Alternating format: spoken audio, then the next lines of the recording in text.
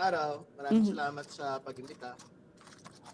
At Congressman, diretso tayo dito sa ating pag-uusapan. Tumatak ho dun sa lahat yung sinasabing nitong ng 2025 ho na nangyari kay Pangulong Bongbong Marcos nung mabulgar ho itong flood control issue at nabitawan ho yung linyang maya naman kayo. Pero ngayong 2026 ho, na zona ni Pangulong Bongbong Marcos, nalubog pa rin ho tayo sa baha. Hindi ho natin may tatanggi. Marami pa rin ho yung hindi po na re-resolve yung problema. Bilang pinuno ho ng House Public Accounts Committee ho, ano ho yung mismong pananagutan o konkretong solusyon yung nais nating marinig ngayong paparating ho na Lunes mula ho kay Pangulong Bongbong Marcos? Congressman. Siyempre mahalaga po yung tuloy-tuloy pa rin po pagpapanagot, no? So, sabi naman po ng Pangulo nung nakaraan, meron pong earth-shaking, no? Abangan ng susunod na kabanata. Doon po sa ating flood control issue. So, yan po yung inaantay po nating magiging sasabihin ng ating pong Pangulo dyan po sa flood control. At Congressman, bilang isa ho sa active impeachment prosecutor ho ngayon sa Senado, mainit ho yung takbo ng politika. Ano ho yung expectation nyo sa talumpati ho nitong ni Pangulong Bongbong Marcos na gusto ho natin marinig sa SONA na may malinaw siyang babala laban ho dito sa sinasabing corruption at katiwalayan ho sa gobyerno, o iwasan nyo itong sinasabi, baka iwasan ho nitong ni Pangulong Bongbong Marcos itong issue? Tingin ko hindi ho iwasan ng ating pong Pangulo ito. Tingin ko kung ano ho yung mga binanggit niya nung nakaraan, itutuloy lang po niya. Kailangan lang ho natin siguraduhin na mararamdaman po ng mga kababayan po natin ito pong mga pronouncement, no, na sinasabi po niya. Kung kailangan hong balawakin pa ho yung bilang ng mga nakakulong, yung mga makakasuhan, magandang manggaling po sa ating pong Pangulo yung bagay po na yan. At dito naman ho tayo, Congressman, sa sinasabing IPRA-Watch na pinamumunuan nyo. Kumbaga, yung pinaka naririnig ho nating daing ng pamilya, yung singil, kumbaga, mahal na singil ng kuryente at tubig, gayon din ho sa mga bilihin. At ano ho yung utos o batas ang gusto nyo hong marinig mula sa Pangulo para naman gumaan ho yung buwan ng bayaran ng ating mga consumer? Yung pinakamadali pong pwede mangyari dyan, sa totoo lang, yung pong pagtitiyak na yung pong mga bawis, no? Halimbawa, yung VAT sa presyo ng kuryente, matanggal po natin. Lalo tigit, marami naman pong ibang binabayaran pang buwis, no? Diyan po sa ating electricity bill. So yan po, magandang masilip sa pinakamaaga. Kasi pagka nabawasan po yung VAT dyan, mababawasan po ng 12%. Yung po yung binabayaran po ng mga kababayan natin na buwis sa VAT. Congressman, kumbaga hindi ho natin may tatanggi. Ilang taon na rin ho natin naririnig yung mga malalaking proyekto ho sa daan at tren. Pero yung realidad ho ng ating nararanasan ngayon, yung mga commuter at driver ho ngayon, parusa pa rin yung trapiko sa araw-araw. Ano ho yung expectation nyo sa SONA? Gusto ba nating marinig kung kailan ba talaga matatapos at maramdaman yung ginawa ho ng ating mga proyektong ito? O puro pangako na naman?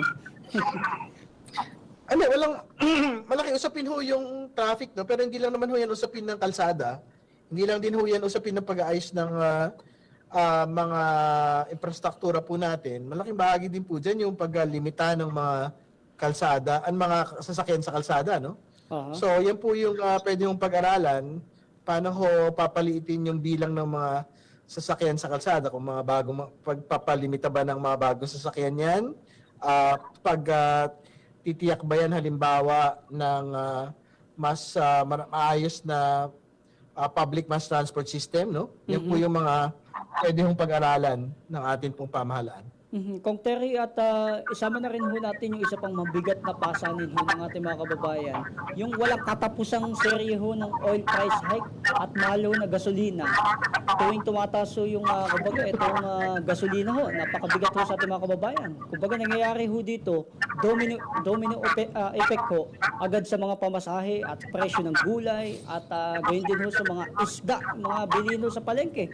Bilang convener ng IPRA-Watch ho, ano ho yung expectation, gusto ho nating marinig sa SONA na may plano ba yung gobyerno na silipin ho yung patuloy na pagtaas ng presyo ng gasolina o yung sinasabing oil deregulation law, o tanggapin na lang ho natin yung sunod-sunod na taas presyo sa mga darating ho na buwan, Congressman? Siyempre malaki usapin po yung presyo ng langis, no? Pero ang mahalaga po dyan, makita ho natin kung paano po haharapin yung usapin po ng deregulasyon, no?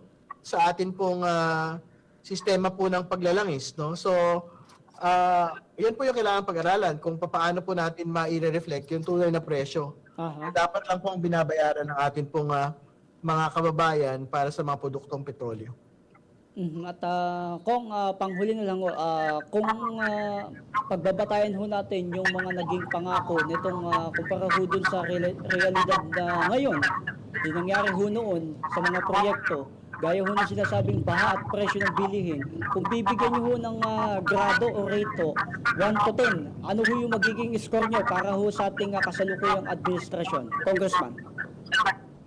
Mataas po yung grado ng Pangulo, mga 8, no? 8 out of 10 po yung pwede mo natin ibigay na grado. Lalo tigit doon sa usapin po ng accountability. Babalikan ho natin yung SONA. Sinabi niya na mahiya naman kayo, pero may mga malalaking mga tao naman na po, na may mga kaso, may mga malalaking mga tao na meron nakakulong, at inaantay pa po natin yung resolusyon doon sa iba pa hong mga kaso na malalaki. At Congressman, ano ho yung magiging mensahe ho natin sa ating mga kababayan na nakikinig ho sa mga oras na ito?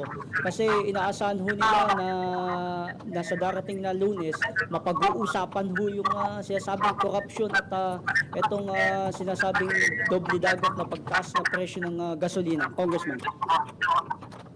Hindi, antabayan na natin sa Lunes kung ano ho yung sasabihin ng ating pong Pangulo. Ang sabi naman niya ho, magkakaroon po ng earth-shaking na mensahe. So, tingnan ho natin kung talaga ho bang earth-shaking yung magiging talumpati na ating pong Pangulo. At maraming salamat Congressman Terry Ridon mula ho sa Bicol Saro Party List. Kong, maraming salamat po sa inyong oras. Mabuhay ho kayo. Okay, maraming salamat. Ayan at ating napakinggan ho si Congressman Terry Ridon mula ho sa Bicol Saro Party List at kasalukuyang House Prosecutor ho dyan sa Senado. Abat napakinggan ho natin yung kanyang naging reaksyon. Kumbaga very mild lang itong si Congressman Terry Ridon.